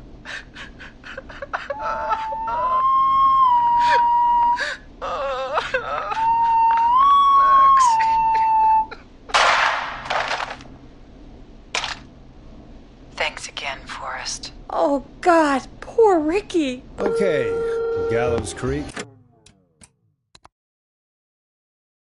Here's some music.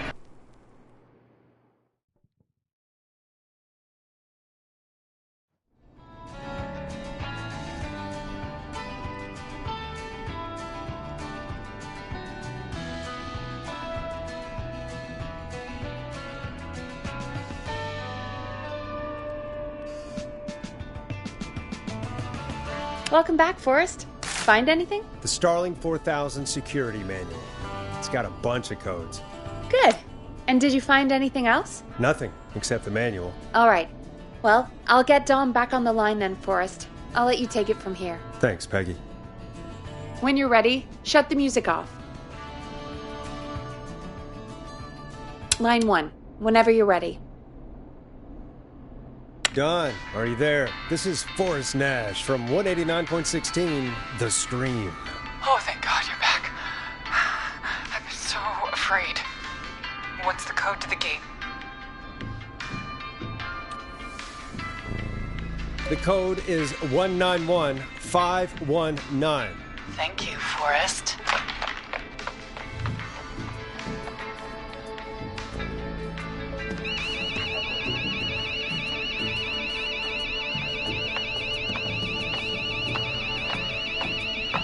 Son of a bitch!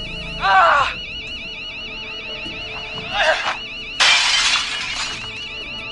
Is she?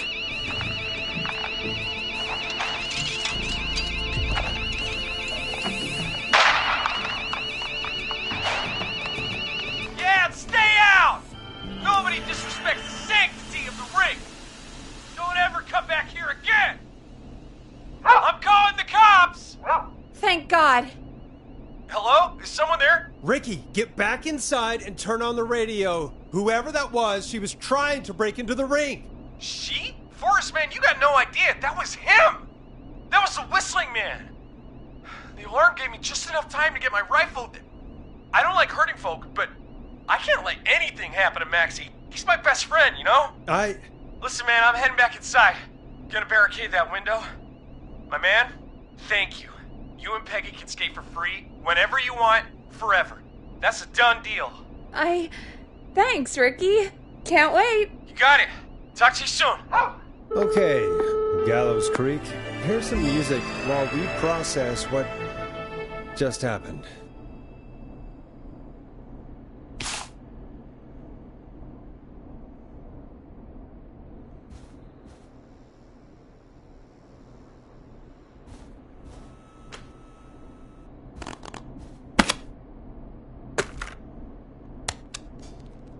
So, the whistling man is a woman? I had my suspicions. Yeah, sure, Forrest. You just never mentioned it. She called up. You spoke to her multiple times.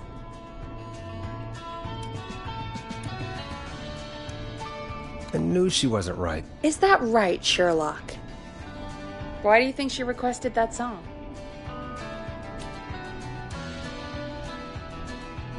To get me outside? Maybe, but how?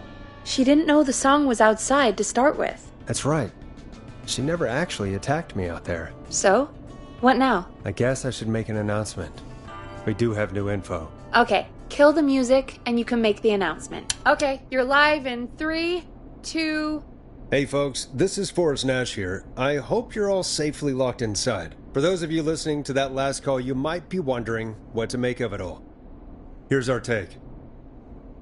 We now believe the killer is actually a woman, one who might manipulate you into letting her in before she attacks you.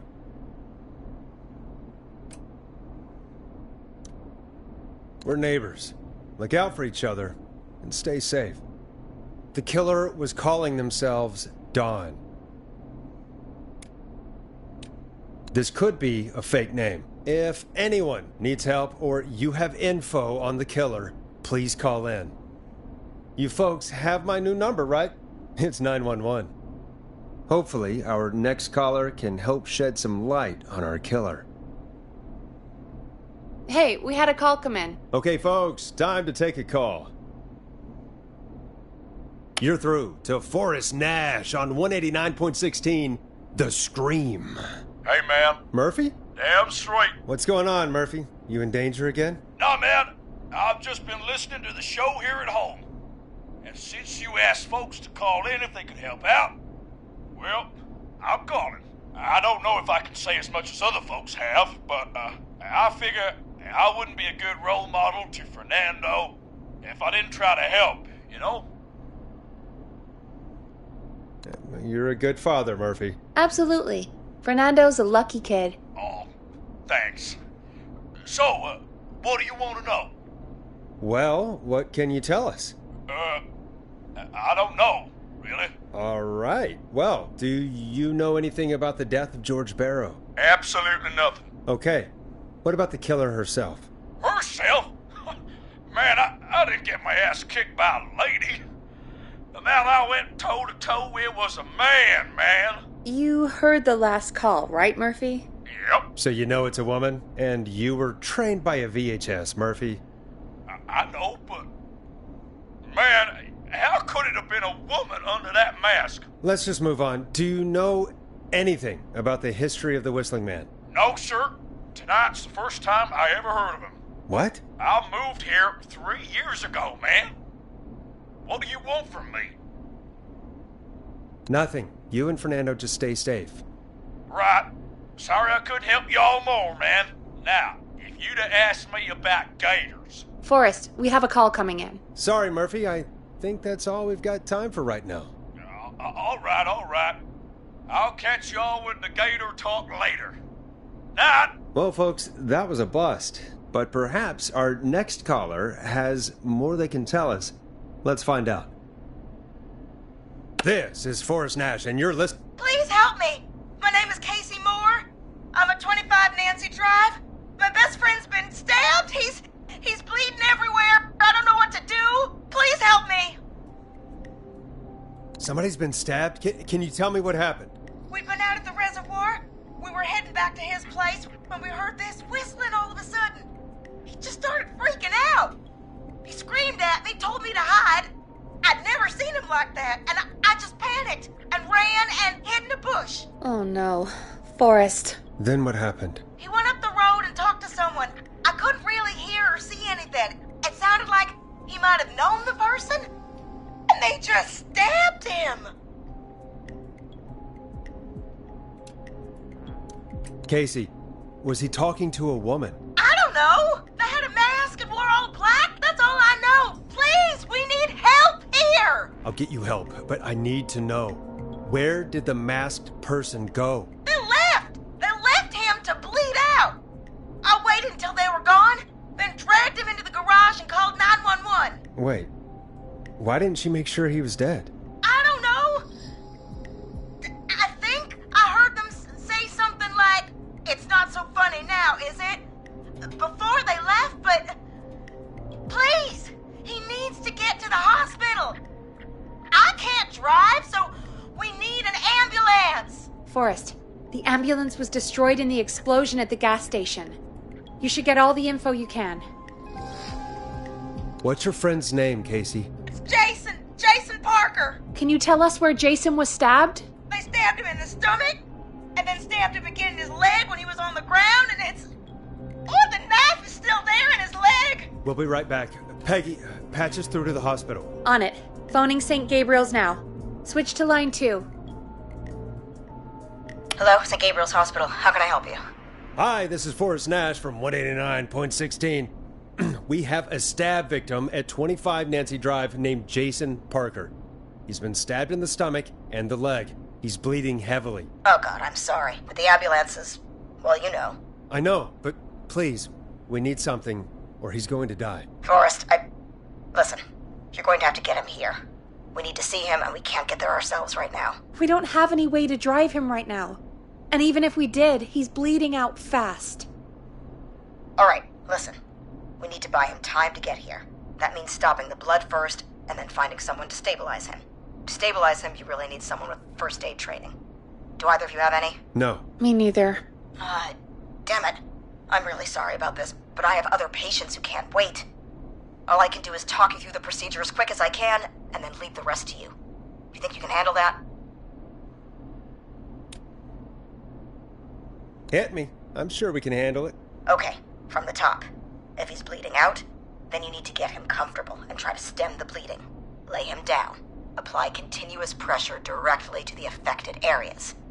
When the bleeding slows, get a clean cloth of some kind and hold it over the wounds. Get them comfortable. Apply pressure. Clean cloths when slowed. Got it, I think. You said he was stabbed, right?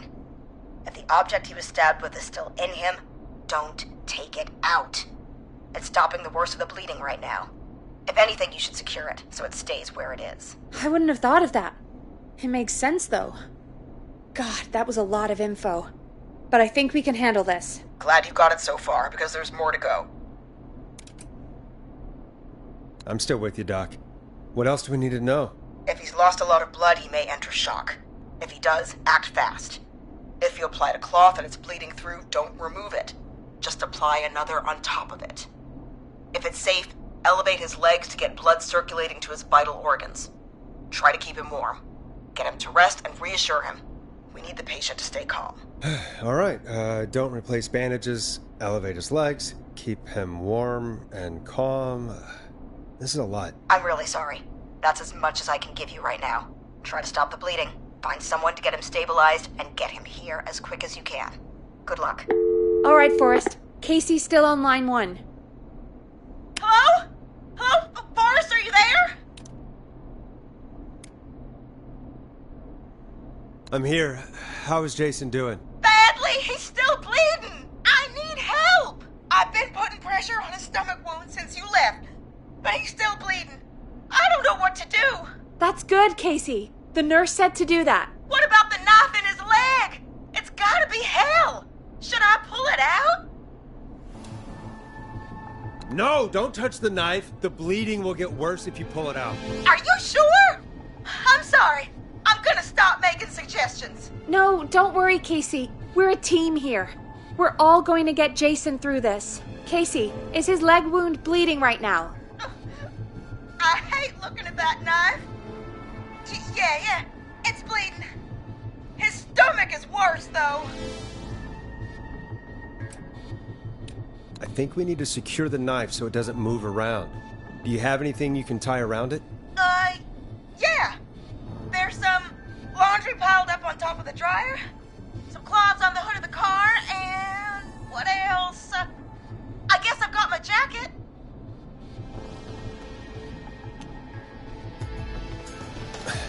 Look in the laundry for something like a towel or a shirt.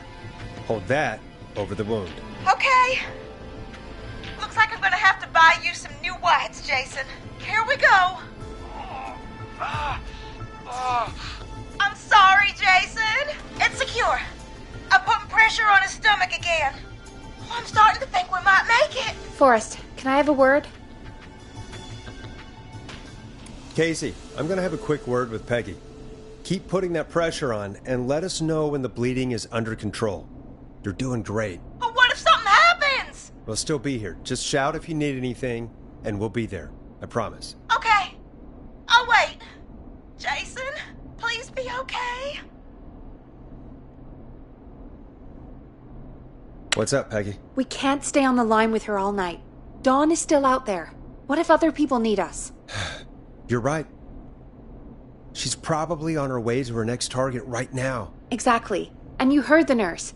We need someone there with training who can stabilize him. He's got to get to the hospital somehow.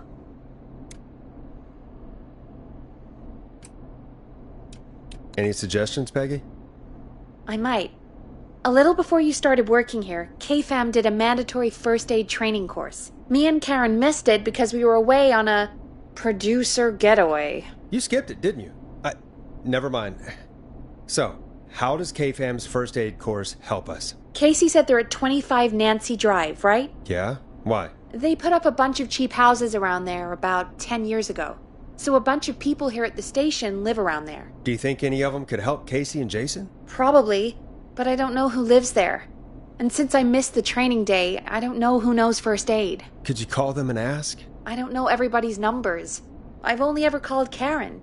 Everybody's personnel info is probably in Reggie's office. Got it. I'll look through their files in Reggie's office. It's a life or death situation. I'm sure they won't mind. Right.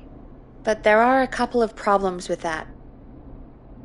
Go on. It's sensitive information, so Reggie probably locked it in his safe. Great. Do you have any idea what the combo for the safe could be? Not a clue. Reggie's a serial note taker, though. Maybe something in his office will give it away. Right. There is something else. I'm not gonna like this, am I? Have you ever heard, the future is floppy? Peggy, what the hell are you talking about? I'm talking about floppy disks. Floppy disks are like these futuristic things that have information on them. You put them in a computer and they do something. Peggy, I know what a floppy disk is. Anyway, Reggie decided that the future is floppy and started phasing out our physical records and replacing them with these floppy disks. I imagine it's the same for our personnel files. That's good to know. Since we haven't heard anything from Casey, I'm guessing Jason's okay for now. I'll check out Reggie's office and see what I can find. You'll need a key for that. I'll just slide it under my door now. Thanks, Peggy. I'll just have to look around.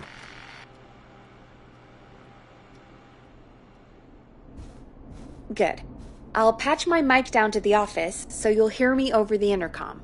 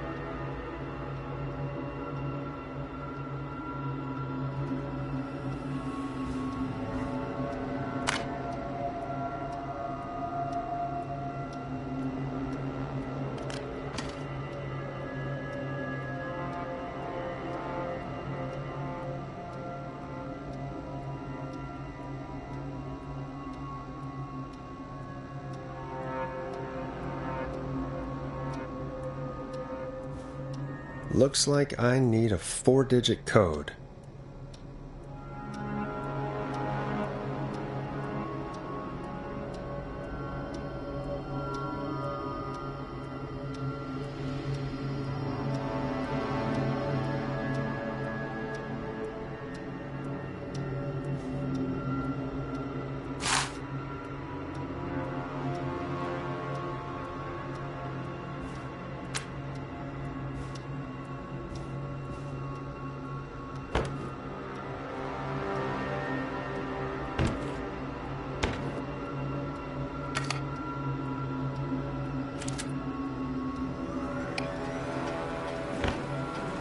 Could this be it?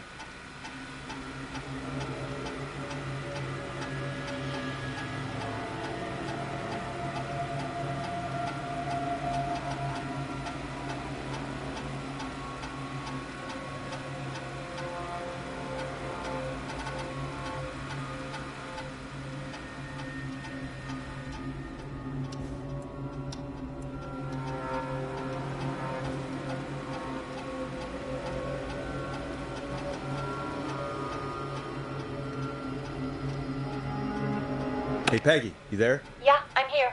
Did you find what we need? I can't figure out how to get into this stupid safe. No worries. We still have a little time. Reggie writes almost everything down somewhere. I'd recommend you start reading. I'll have a look around. You're probably right. I'll let you know when I find something, or don't. Nice.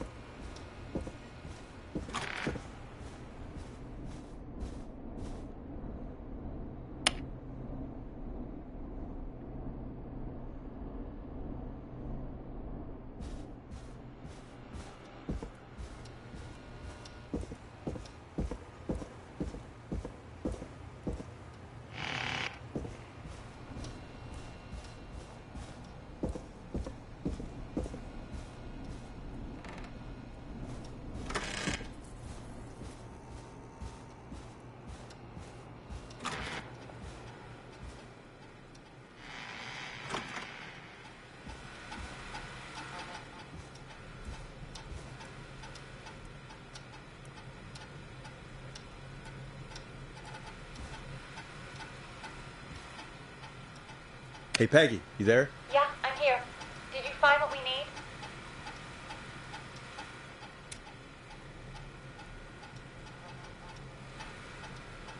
I think I know who our best bet is to help Casey and Jason. All right, good work. Who should I... Hello? Is anybody there? Please pick up. Casey, I'm here. What's wrong? Jason started going pale.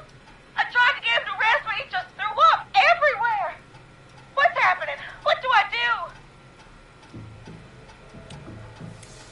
God, it sounds like he's going into shock. Casey, just stay calm. It's going to be okay. But the bleeding seemed to slow down. Did I mess up? Jason, I'm sorry. Casey, calm down. You've done everything right. I need you to listen to me, okay? For Jason. What did the nurse say to do about shock? Casey, I need you to elevate Jason's legs. We need to get the blood flowing to his vital organs. Got it. Jason, stay with me. I'm just gonna move you. This might hurt. Okay. I propped his legs up on some boxes. I'm looking at my notes. We need to get Jason as warm and comfortable as possible. Do you have anything you could use nearby, Casey? Yeah. I still have some laundry next to me. I'll wrap him in some blankets. Just give me a second. Sorry. Jason's bleeding through his bandages. Should I get him new ones? Or... Oh, God.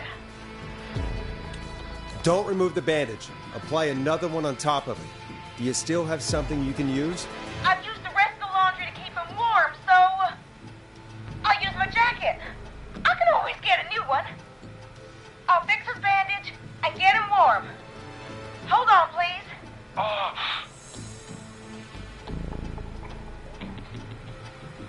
Sorry. I'm done. You're gonna be okay, Jason. Just relax now, okay? Oh, he's scared. He's not doing well. Is he gonna... Jason is going to be fine. Just make sure he knows he's going to be okay, okay? Okay. But please, I can't give him what he needs.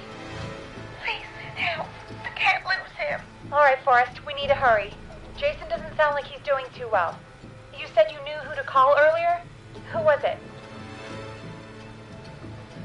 We need to call John Hedges. He lives on Nancy Drive. He didn't really participate in the first aid training, but he's a former war medic. He's probably the most trained person we have. Really? I never really spoke to him before. A war medic, huh? Yeah, and according to Reggie's notes, John keeps all of his old equipment at his house. He's something of a hoarder. All right. What's his number? 542-0735. Calling now. Let's hope he picks... Who the hell is this calling me at... What time is it? John, it's Forrest Nash here at KFAM. We have an emergency and we need your help.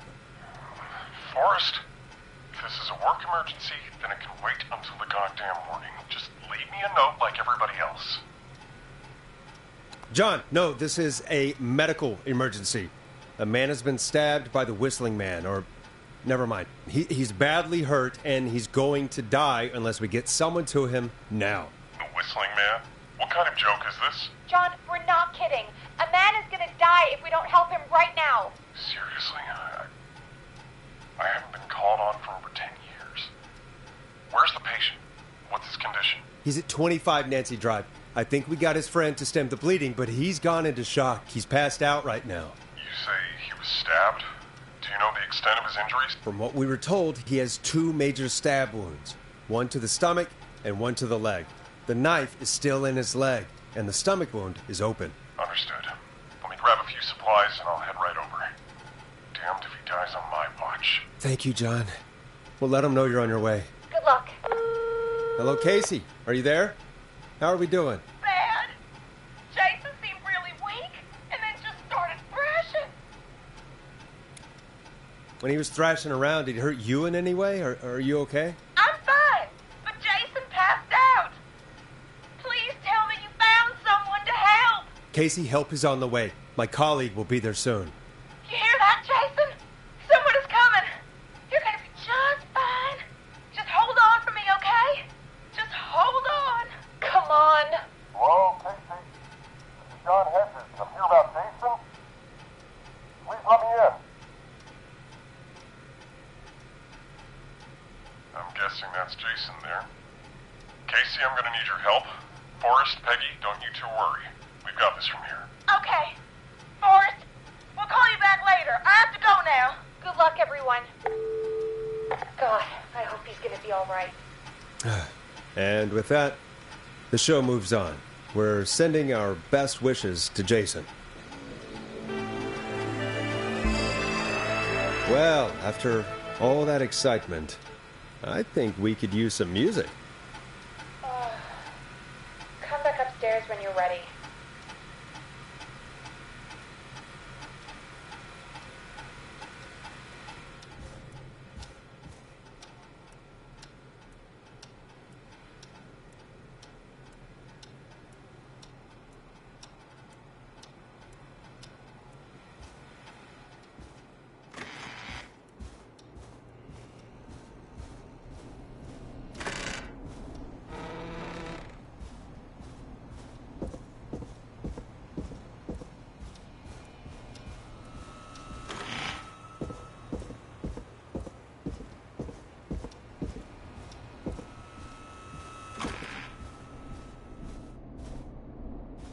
Play a record, Forrest.